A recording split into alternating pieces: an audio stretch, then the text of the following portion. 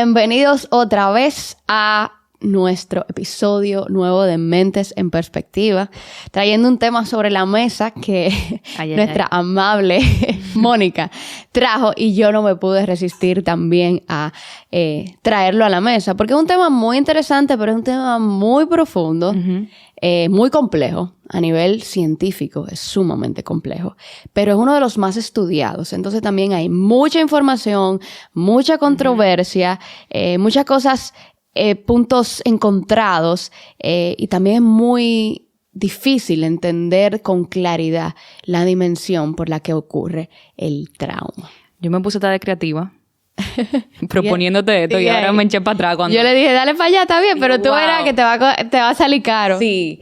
Mira, nosotros queríamos hablar de qué es el trauma y cómo se sana un trauma. Fíjate que de por sí de esa primera pregunta ya es complicado responder, porque si nosotros comenzamos a leer autores, te pueden decir una definición de trauma, otro te puede decir, mira, el trauma es muy subjetivo, no hay per se una definición de trauma. Ahora, lo que sí podemos en general decir es que es cuando a una persona le pasa un evento estresante inevitable que sobrepasa los mecanismos de afrontamiento de esta persona. Eso es como, me pasó algo y sentí que no tenía recursos para afrontar esta realidad. Entonces pasa algo a nivel de procesamiento mental que es que fue tan fuerte para mí que mi mente no logra hacer una integración de este acontecimiento traumático. Entonces, fíjate, es como si algo de ti se queda paralizado en ese recuerdo, como una marca que se transforma en herida, y una herida no sana, sabemos qué pasa a nivel físico y en nivel mental, o sea, se vuelve cada vez peor.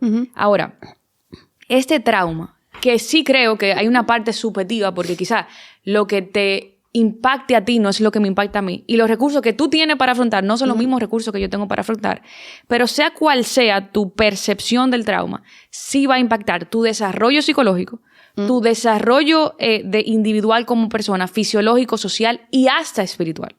Entonces, no importa cómo nosotros veamos los indicadores, si fue trauma o no, si tú lo experimentaste y te afectó todas estas áreas, para ti eso es un trauma. Es un evento traumático. Es un evento traumático. Y es sumamente complejo. Era lo que hablábamos antes de empezar. Definir el trauma. Porque como tú bien lo mencionaste, es pues algo sumamente subjetivo. O sea, tiene mucho que ver en cómo nuestro cerebro percibió un evento. Exacto. Cómo nuestro cerebro lo asoció y los efectos que tuvo a nivel cerebral. Entonces, para mí, podemos haber tenido las dos situaciones que se pueden considerar como trauma, pero una de las personas lo superó rápidamente. Exacto. Y lo sanó rápidamente, y la otra todavía tras muchos años todavía está experimentando trauma. Y realmente cualquier cosa puede convertirse en un evento traumático. Imagínate el evento traumático en una base familiar, que es importante hablarlo antes de cualquier cosa, donde se haya estrés constante para un niño, donde no hay un cuidado incondicional. Nosotros llamamos eso en psicología un trauma acumulativo. O sea, no solamente te pasó un trauma de, por ejemplo, violación o una agresión, sino cuando hay un contexto de un trauma acumulativo, donde también hablamos de traumas ocultos, donde en la historia el paciente te puede decir, mira, todo está bien, o sea, a mí no me pasó nada fuerte. Pero cuando tú indagas, no hay una accesibilidad del cuidador primario que tiene a ser mamá y papá. Es un cuidador lejano. Nosotros tenemos que hablar de traumas ocultos, porque esa persona no se le brindó recursos a nivel emocional ni psicológico para afrontar cualquier realidad. Entonces, desde ya vamos identificando tres cosas. La definición general de trauma, un evento que yo siento que no tengo los mecanismos o sentí que no tenía los recursos para afrontar. Imagínate esto sumado a un contexto familiar donde no tuve ningún tipo de conexión con mi cuidador primario. Ahí vamos a hablar de trauma acumulativo. Por ejemplo, cuando una persona es abandonada emocionalmente, eso es un trauma. Pero si nos quedamos simplemente en la definición de que fue un evento traumático, nos quedamos cortos. Exacto. Y hay diferentes niveles de trauma también. Exactamente. Entonces, si hablamos de un abandono emocional, tenemos que hablar de un trauma acumulativo. Y todo eso, nosotros, quizá el término técnico que usamos son esos traumas ocultos que nadie habla y la persona no los sabe identificar, pero están ahí. Exacto. Y el tema del trauma, sobre todo en la infancia, ha sido sumamente estudiado, lo que se le llama los estresores tóxicos desde la infancia, pero sobre todo se ha sido estudiado desde una perspectiva de cómo el trauma, los eventos traumáticos, el cortisol desregulado, que en esencia es lo que hace el trauma, un cortisol que no baja y que causa efectos en el cerebro, es que pareciera, y la mayoría de los estudios nos apuntan hacia allá, que el cerebro parece como que si se reconfigurara después de ciertas experiencias traumáticas. La exposición a un recordatorio como tal libera tanto cortisol que a veces hasta puede caer en trastornos que se pueden tener el nuestro manual diagnóstico, como el trastorno de estrés postraumático, que son un conjunto de síntomas muy específicos que cuando el trauma se prolonga y cuando el efecto del trauma se da. O sea que realmente hay una reconfiguración cerebral y es una de las particularidades del trauma y se siente a nivel fisiológico y psicológico. Y mira, y es cierto que el ser humano es resiliente. Es que si no fuésemos resilientes ante todo eso que estamos mencionando, la especie hace rato se hubiese extinguido, o sea, no existiéramos ninguno. Pero las estadísticas tan profundas que nosotros podemos analizar, por ejemplo, más del 60% de los varones y el 50% de las mujeres han sufrido trauma a nivel psicológico. 1 de cada 5 estadounidenses ha sufrido de abuso sexual.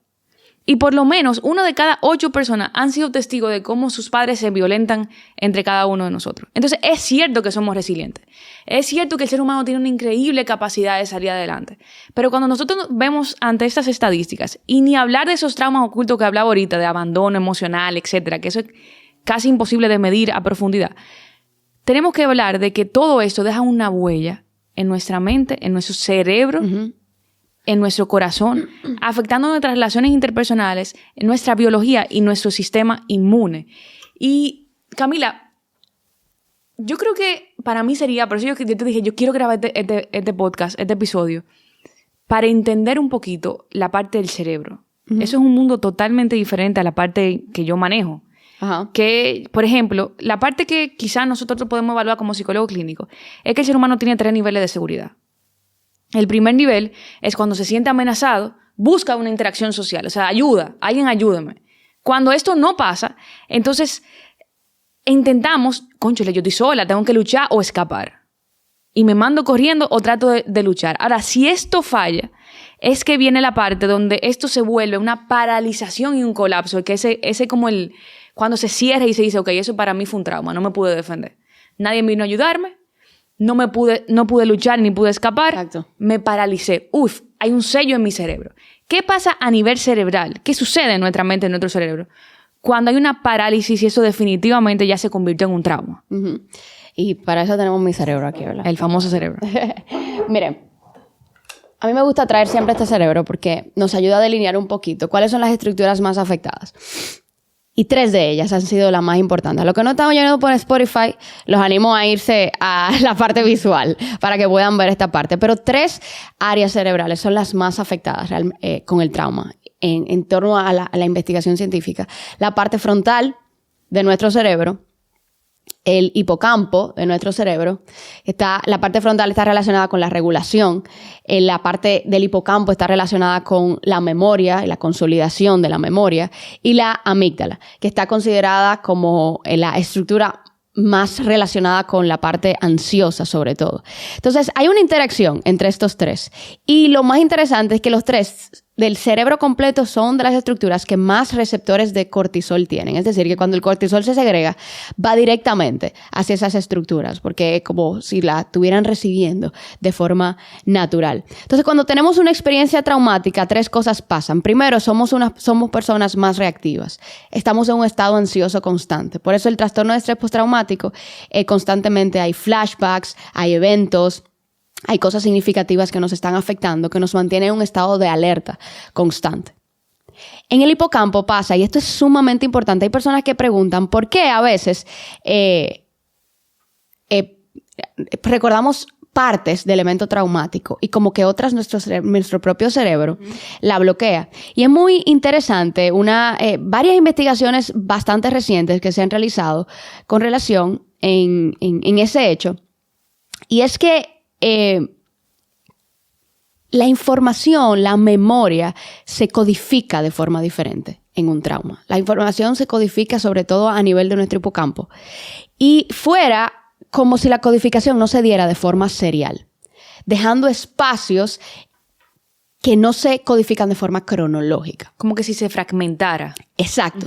La información por el gran impacto emocional se fragmenta, haciendo que recordemos detalles insignificantes y otros más significativos, como que nuestro cerebro los bloquee. Y tiene que ver con la forma en que el cerebro codifica la información. Y por último, la parte frontal, el que está en un estado de ánimo se disocia.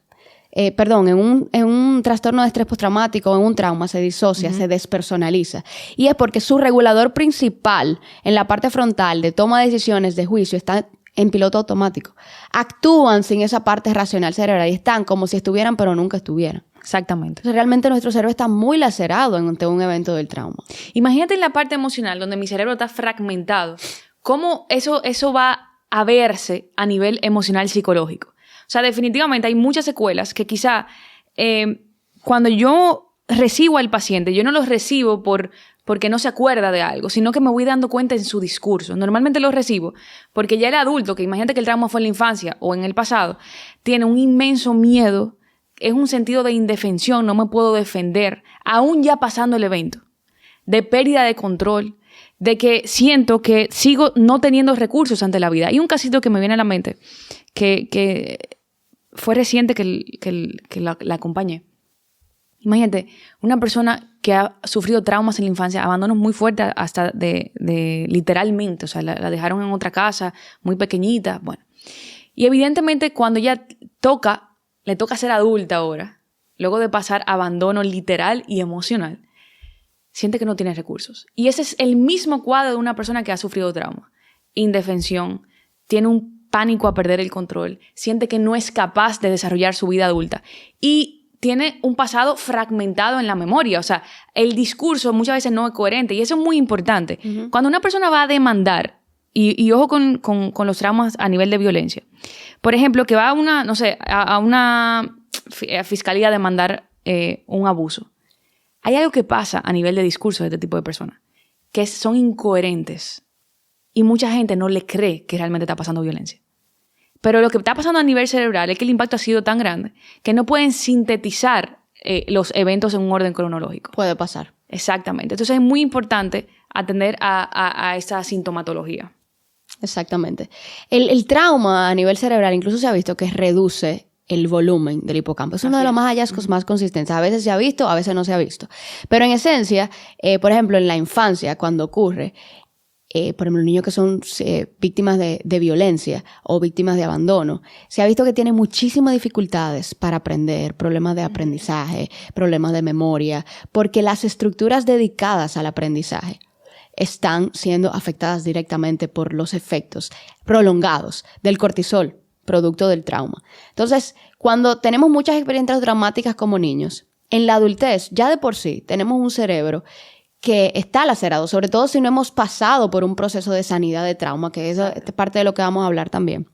Pero muy probablemente que nosotros ya tengamos estructuras predispuestas para tener problemas de atención, de memoria, de concentración, de gestión emocional, que tienen que ver con cómo nuestro cerebro ha respondido al trauma en otras situaciones. Y en esencia, el trauma también es un proceso de neuroinflamación. O sea, nuestro cerebro está inflamado cuando estamos en un constante efecto tras un trauma. Y un efecto inflamado va a producir muchos problemas a nivel fisiológico, porque en nuestro cerebro hay una relación. O sea, nuestro cerebro está inflamado, nuestro cuerpo está inflamado. Así es. O sea, el cerebro va a mandar mensajes y va a actuar de una forma no típica, entrándonos en estados mucho más profundos, por ejemplo, de depresión y ansiedad, que generalmente vienen acompañados del trauma, pero también nos va a afectar efectos fisiológicos normales y típicos. Vamos a somatizar muchísimas cosas y todo tiene que ver con que el efecto del trauma está reconfigurando, cambiando nuestras estructuras, nuestras conexiones en un estado de shock. Exacto. Constante. O sea, realmente es muy significativo a nivel cerebral lo que ocurre cuando experimentamos un trauma.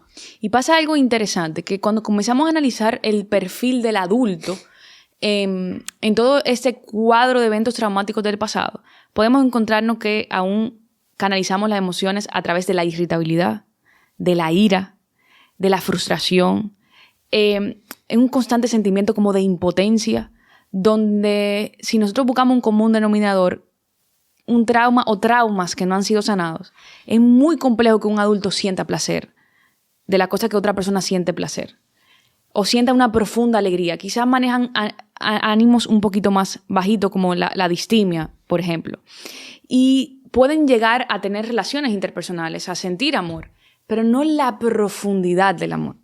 Pero no la profundidad de la alegría. Es como si hay algo, es lo que tú estás explicando ahora mismo, o sea, toda mi estructura a nivel cerebral se ve perjudicada. Entonces, evidentemente, mis reacciones emocionales se van a ver perjudicadas. Igual las reacciones cognitivas. O sea, tenemos problemas para concentrarnos, tenemos problemas para tomar decisiones, de memoria, como tú hablabas.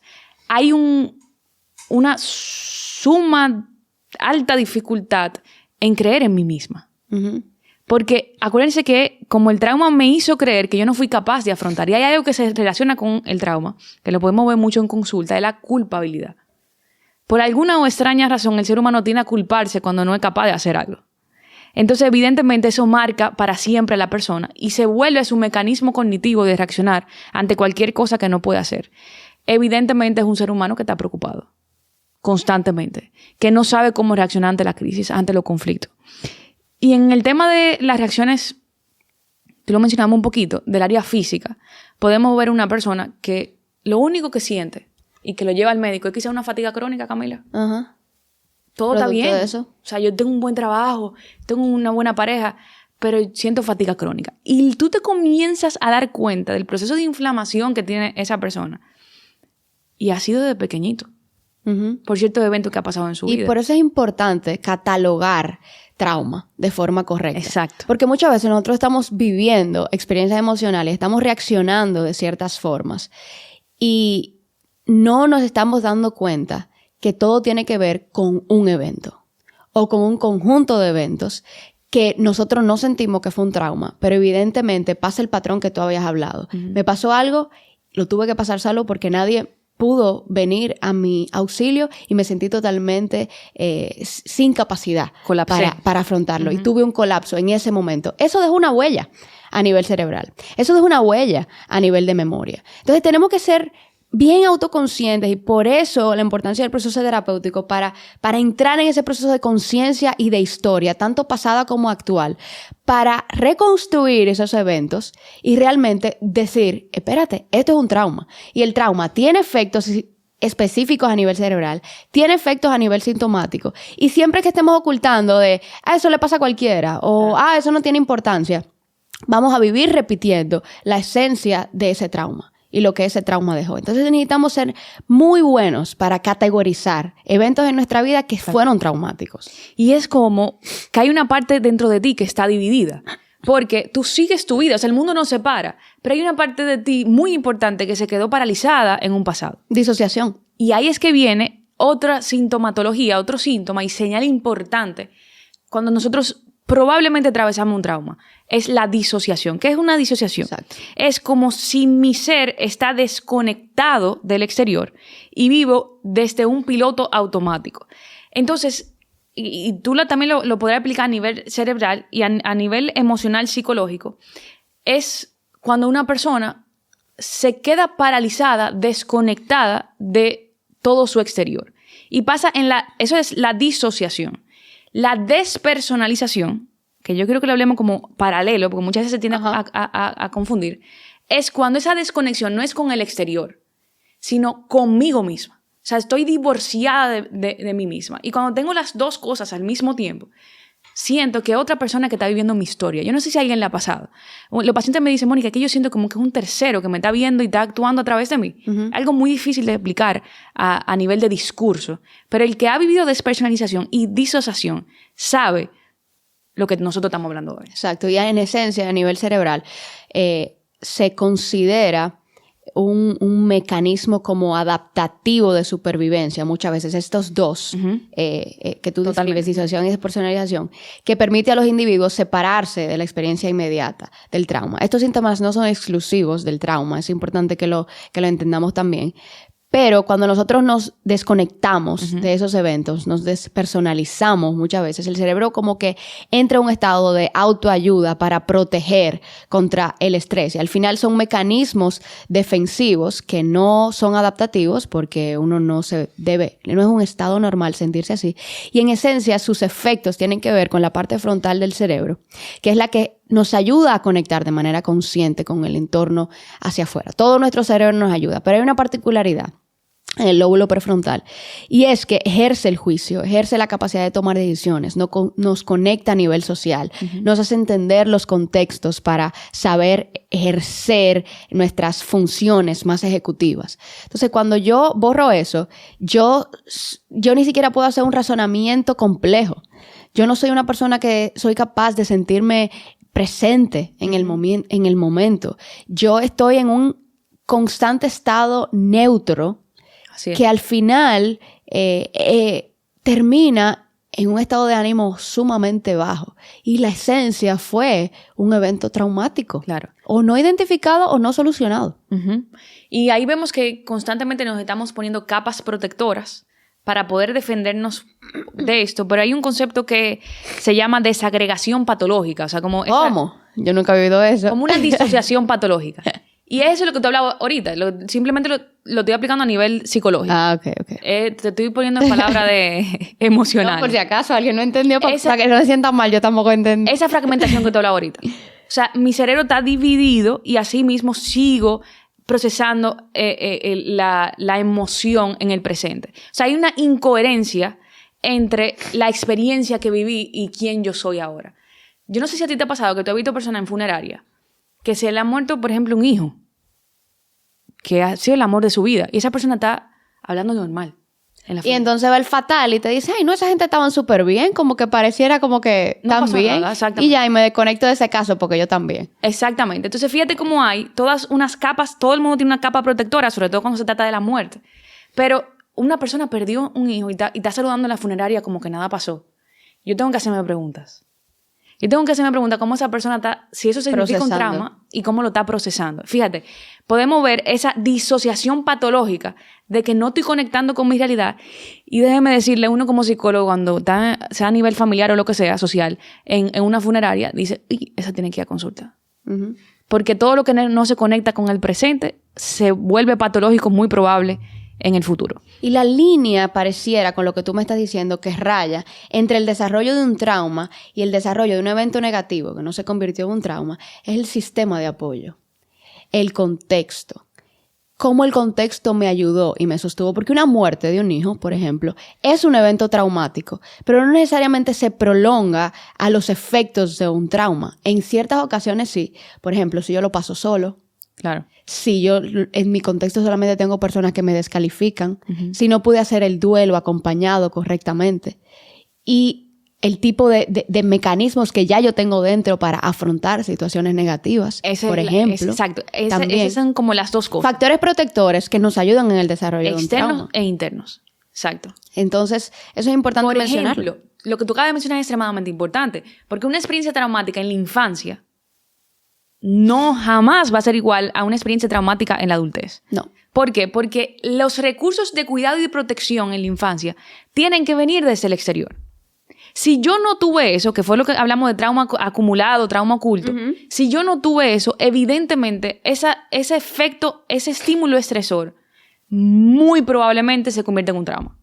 Ahora, quizá eso mismo me pasa en la adultez, donde ya yo tengo mi caja de herramientas a nivel personal, donde ya yo he trabajado con ciertas herramientas, estrategias de afrontamiento un poquito más saludables, entonces quizá eso no se va a convertir en un trauma. Entonces vamos a resumir en dos cosas importantes. Los recursos que yo tengo y el apoyo exterior que tenga para pasar este evento es la línea fina entre si va a ser traumático para mí o no. Si se va a desarrollar sobre todo en los efectos de un trauma. Ahora, pareciera ser, con todo lo que hemos hablado, Mónica, que el trauma causa un daño irreversible. a nivel cerebral. En ciertos casos de estrés crónico, sobre todo en la infancia, por la maleabilidad cerebral, cuando son intensos, muchas veces algunos aspectos pueden ser irreversibles.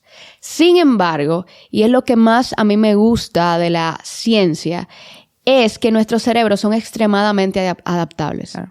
Y hay muchos aspectos que sí son reversibles y nos favorece el hecho de que nuestro cerebro es plástico, en el sentido que se repone de eventos traumáticos en base a lo que puede recibir de afuera. Entonces, esa capacidad del cerebro para formar nuevas conexiones, para reconfigurarse otra vez, realmente nos habla de que podemos revertir efectos dañinos de un trauma. Incluso hay terapias estructuradas, específicas de trauma. De lo tanto que se conoce a nivel cerebral el trauma, se han podido hablar de cosas estructuradas que ayudan al cerebro a reponerse y a reconfigurarse en ese sentido.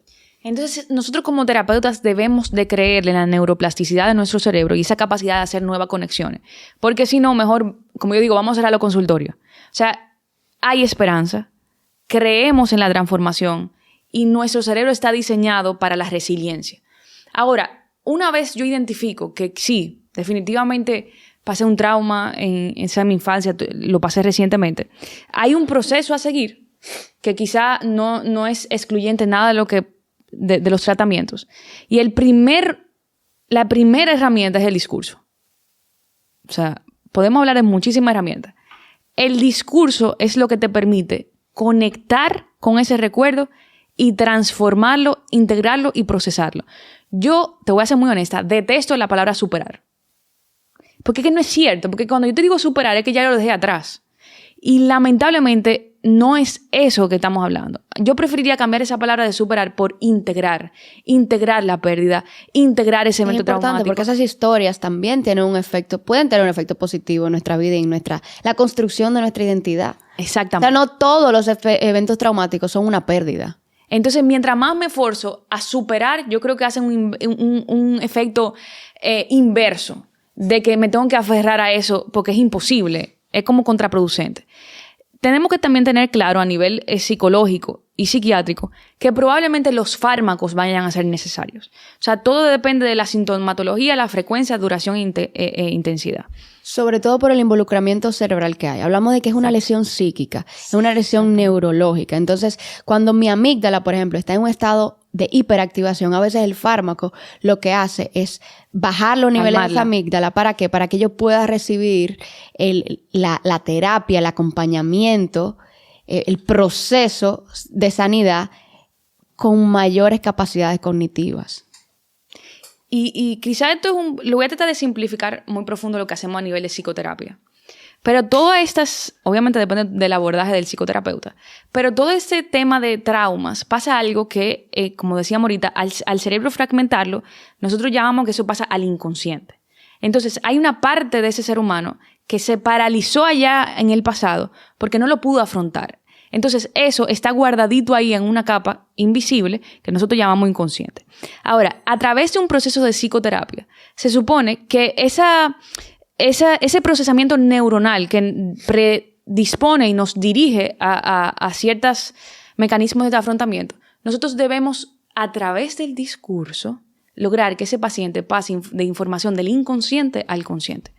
Obviamente, eso depende mucho del abordaje del psicoterapeuta, pero nosotros hablamos de eso. El discurso sana. Exacto, que hay como una caja negra que hay que desmembrar para lograr una narrativa que tenga coherencia. Entonces, desde ahí, hasta a través de detectar, comprender y corregir el contenido que hay en esa caja negra, nosotros podemos decir que el paciente sana.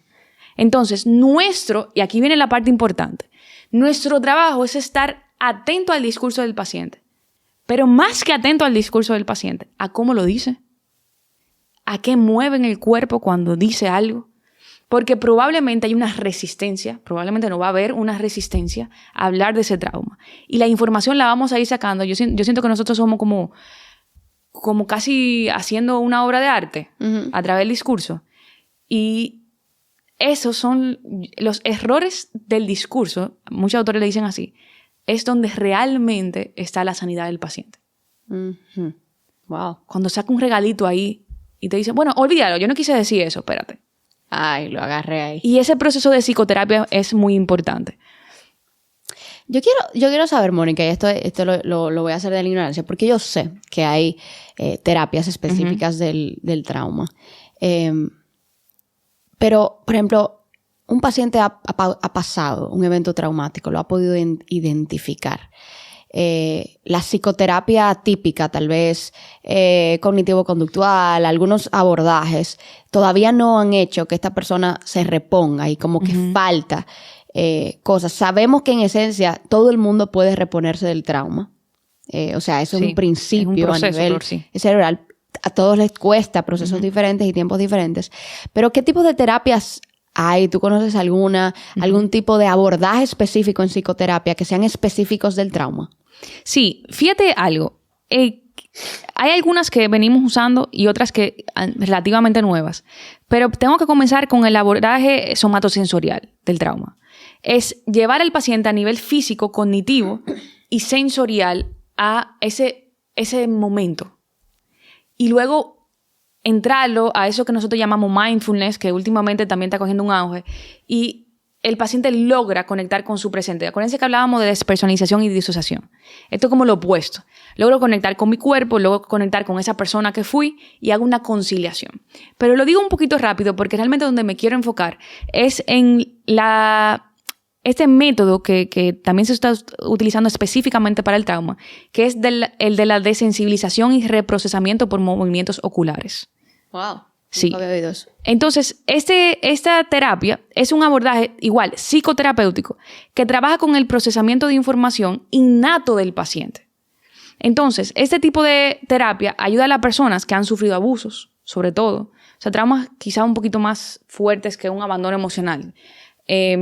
Golpes físicos, y se centra en el recuerdo de esta experiencia traumática que ha experimentado el sujeto, y a través de los movimientos oculares se dan ciertos estímulos para que este recuerdo, esta memoria haga una conciliación con el trauma. Está profundo eso. Está profundo. Está realmente profundo, no lo había escuchado. Y cositas así como típicas, naturales, también, además de, obviamente, el proceso terapéutico es indispensable para el trauma. Nadie puede sanar un trauma solo. Así es. Es muy importante. Ni siquiera con un amigo, después de que el trauma está hecho. Necesitamos una persona especialista a nivel de resolución de traumas. Pero otras cosas que nos ayudan en la reposición muchas veces de ese trauma son las terapias que son gratis. Y hemos hablado de ellas ya aquí. El estilo de vida, los hábitos que adopto, la perspectiva de vida que tengo, la actitud que tengo hacia la vida. El deseo de crecimiento, incluso cuando estoy experimentando recuerdos traumáticos, saber cómo gestionarlos, como ejercicio, por ejemplo, de respiración. De respiración, importante. Que eso nos los enseña la propia terapia. Pero en esencia, el mensaje que queremos dar es, además de la importancia de identificar los traumas, saber identificarlos, saber cuándo es, validar el hecho de que por qué realmente se vive un trauma como se vive, los efectos neurológicos que tiene y la importancia del abordaje de forma integral. Excelente. Que yo tenga un trauma en el pasado y que tenga secuelas en el presente, puedo provocar una vista empática de los que me rodean, pero no una justificación a un carácter dañado. Porque es muy fácil tener un discurso de, bueno, es que mi historia ha sido difícil y por eso daño a las otras personas. Entonces yo quisiera terminar este episodio también, quizá empoderando, inyectando esperanza de que todo esto se puede sanar, se puede transformar esa memoria. A cualquier edad. A cualquier edad. Pero entre más aumentamos de edad, más difícil y más inflexible vamos a ser. Exactamente. Sobre todo a nivel cerebral. Exactamente, por la neuroplasticidad.